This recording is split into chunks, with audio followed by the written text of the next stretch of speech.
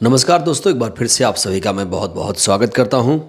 दोस्तों, इस समय की सबसे बड़ी खबर यह है कि बीएसपी ने 9 उम्मीदवारों की सूची जारी कर दी है। मैं फटाफट आपको बता देना चाहता हूं। आजमगढ़ से भीम राजभर को मैदान में उतारा गया है। घोसी से बालकृष्ण चौहान को मैदान में उतारा गया है। एटा से मोहम्मद इरफान को मैदान में उतारा गया है। धौरहरा से श्याम किशोर अवस्थी को मैदान में उतारा गया है। फैज़ाबाद से सच्चिदानंद पांडे को उतारा गया है। बस्ती से दया शंकर मिश्रा को मैदान में उतारा गया है। गोरखपुर से जावेद सिमनानी को मैदान में उतारा गया है। चंदौली सीट से सत्येंद्र कुमार मौर्य को मैदान में उतारा गया है। रॉबर्ट्सगंज से धनेश्वर गौतम को बीएसपी ने मैदान में उतार दिया है। दोस्तों, ये बसपा की चौथी सूची है। इससे पहले बसपा ने 3 सूची जारी की थी और ये जो सूची है इसमें 9 प्रत्याशियों के नाम सामने आ चुके हैं। कुल मिलाकर 46 प्रत्याशियों के नाम सामने आ चुके हैं। पहली सूची में 16 उम्मीदवार, दूसरी सूची में 9 उम्मीदवार, तीसरी सूची में 12 उम्मीदवार, चौथी सूची में 9 उम्मीदवार। कुल मिलाकर 46 प्रत्याशियों के नाम बसपा ने फाइनल कर दिए हैं और अब 34 सीटों पर और नाम आने बाकी हैं। दोस्तों, इस बीच बीएसपी ने बहुत बड़ा ऐलान किया है। कुछ ऐसे ऐलान जो बेहद ही चौंका देने वाले हैं। दोस्तों, जैसा कि आपको मालूम है कि लोकसभा का चुनाव 19 अप्रैल से शुरू हो रहा है। उत्तर प्रदेश की मैं बात करूं तो उत्तर प्रदेश में 8 सीटों पर चुनाव होगा। उससे पहले मायावती जी की जो ताबड़तोड़ रैलियां हैं उसको लेकर भी दोस्तों शेड्यूल आ चुका है। पता नहीं आप लोग जानते हैं कि नहीं, एक बार फिर से मैं शेड्यूल आपको बता देना चाहता हूं। दोस्तों, मायावती जी की रैली का शेड्यूल कुछ इस तरह से है कि 14 अप्रैल को वो मुजफ्फरनगर में रहेंगी और देवबंद, सहारनपुर के देवबंद में रहेंगी 14 अप्रैल को। 15 अप्रैल को 2 रैलियां कहाँ होंगी? रामपुर और मुरादाबाद में होंगी। 16 अप्रैल को बिजनौर नगीना में रैली होगी।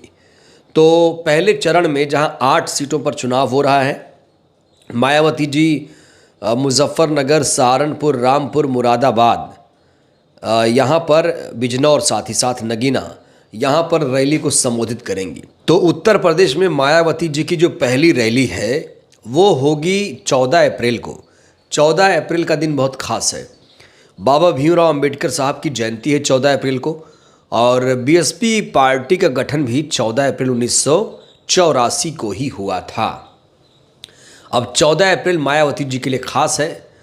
दोस्तों, 2024 लोकसभा चुनाव में पहली रैली 14 अप्रैल को मायावती जी करेंगी और इस रैली को लेकर अभी से लोगों में उत्सुकता गजब की देखी जा रही है। वैसे अगर मैं बात करूं तो पहली रैली मायावती जी ने महाराष्ट्र के नागपुर में की थी और दोस्तों, नागपुर में मायावती जी ने बीजेपी के साथ साथ कांग्रेस पर हमला बोला था। खास तौर से मोदी सरकार पर काफ़ी हमला बोला, निशाने पर लिया मोदी सरकार को। गरीबी, महंगाई, बेरोजगारी, भ्रष्टाचार के मुद्दे पर जमकर घेरा। क्या कुछ कहा था, जरा सुनिए नागपुर में मायावती जी ने।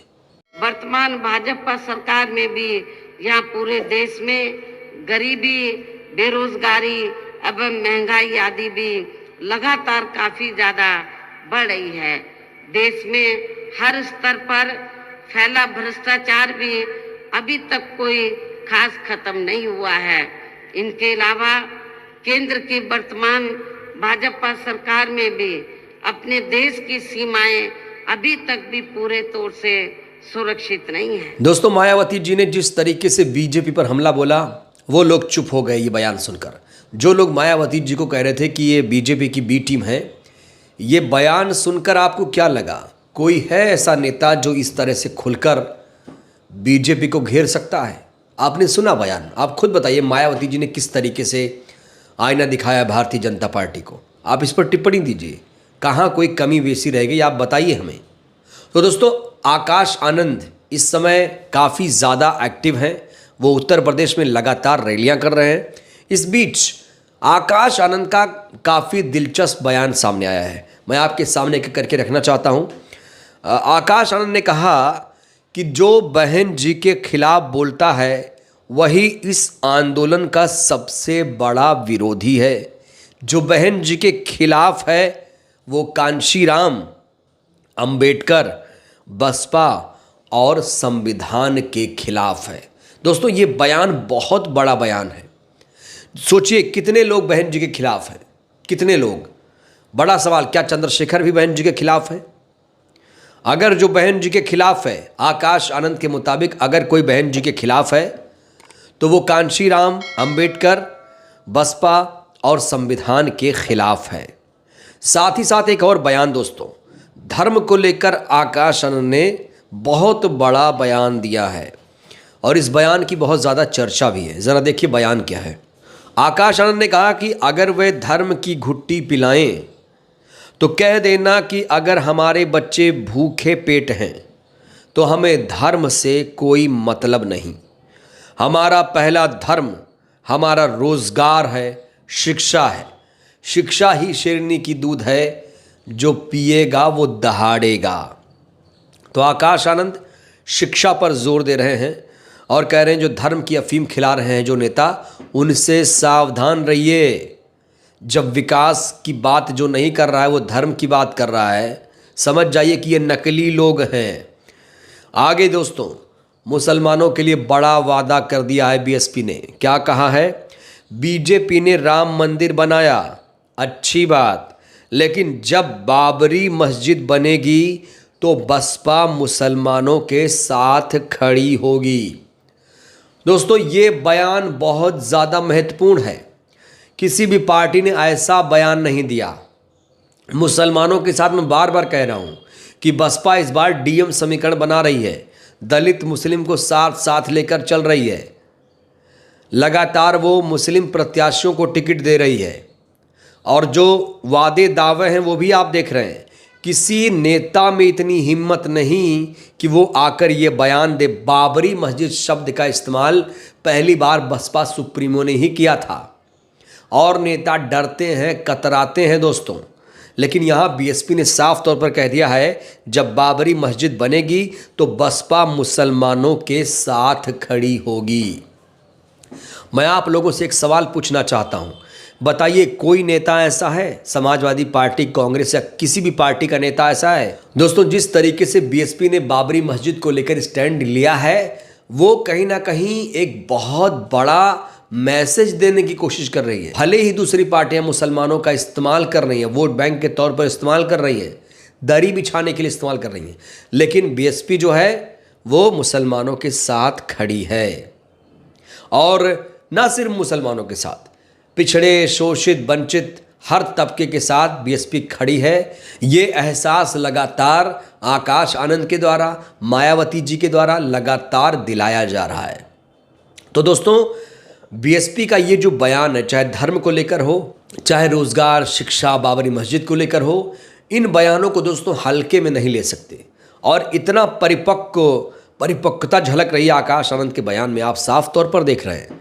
वो योगी पर हमला बोलते हैं, वो रोजगार को लेकर मोदी से सवाल पूछते हैं और ये बहुत बड़ी बात है। दोस्तों याद करिए जब आकाश आनंद को उत्तराधिकारी बनाया गया था तो कई सारे लोगों ने मायावती जी पर सवाल खड़े किया कि भाई आकाश आनंद को क्यों बनाया।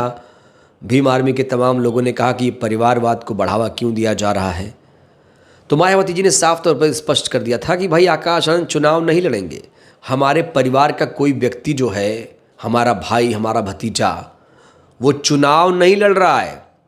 अब सोचिए कितना इजी था कि वो आकाश आनंद को नगीना से टिकट दे देती, लेकिन दोस्तों उन्होंने टिकट नहीं दिया क्योंकि मायावती जी ने बहुत पहले कहा था कि वो अपने परिवार के किसी व्यक्ति को चुनाव नहीं लड़ाएंगी। हालांकि राजनीति में कोई भी शब्द आखिरी नहीं होता है, परिस्थितियों के हिसाब से बयान बदलते रहते हैं और जो स्टेटमेंट है बदलते रहते हैं। तो दोस्तों 2024 चुनाव में बीएसपी काफ़ी मजबूती के साथ चुनाव लड़ रही है और अपने स्टैंड पर कायम है। बसपा अकेले ही अपने दम पर, अपने बलबूते चुनाव लड़ रही है और बसपा के साथ चुनौती ये है कि वो जब भाषण में या रैली में बोलती है बसपा सुप्रीमो, तो उन्हें बीजेपी के साथ साथ कांग्रेस को भी निशाने पर लेना पड़ता है क्योंकि कांग्रेस ने वो किया ही नहीं जो उससे उम्मीद थी। सच्चर कमेटी की रिपोर्ट जो मुसलमानों की दशा दिशा बता रही थी, उस रिपोर्ट को लागू नहीं किया गया, मुसलमानों को बहका के रखा गया। तो अगर जो मुसलमान हितैषी पार्टी थी, चाहे कांग्रेस हो चाहे समाजवादी पार्टी हो, इन्होंने सिर्फ मुस्लिमों को इस्तेमाल किया। अब दोस्तों उम्मीद मुसलमानों को बसपा से है। अब कहा जा रहा है कि मुसलमान दरी नहीं बिछाएगा, अब मुसलमान संसद पहुंचेगा और मुसलमानों को शिक्षा दी जाएगी। मदरसा, कितने मदरसे मायावती जी ने अप्रूव किए थे आपको पता ही होगा। मदरसा शिक्षा को बढ़ावा देने का काम मायावती जी के शासन में ही हुआ था। तो मायावती जी की जो सरकार है वो अम्बेडकरवादी सरकार रही थी। पिछले 4 बार का शासन भी मायावती जी का आप लोगों ने देखा होगा कि चाहे वो रोज़गार हो, शिक्षा हो, किस तरीके से उन्होंने विकास किया, ये जग जाहिर है और उस पर बार बार बोलने की ज़रूरत नहीं है। तो दोस्तों एक बार फिर से डीएम समीकरण बना रही है बसपा सुप्रीमो। दलित मुसलमानों को साथ साथ लेने की बात हो रही है। बाबरी मस्जिद पर अपना स्टैंड क्लियर किया। साथ ही साथ देखिए उत्तर प्रदेश से दिल्ली का रास्ता जाता है, ये आपको समझना पड़ेगा। और 42 से 44% दलित मुसलमान वोटर हैं। इन्हें अगर साथ लिया गया तो फिर बीजेपी की मुश्किल उत्तर प्रदेश में बढ़ जाएगी। बहरहाल दोस्तों इस वीडियो में फिलहाल के लिए बस इतना ही। अपनी प्रतिक्रिया आप लोग जरूर दीजिए। बहुत बहुत धन्यवाद, शुक्रिया। जय भारत, जय संविधान।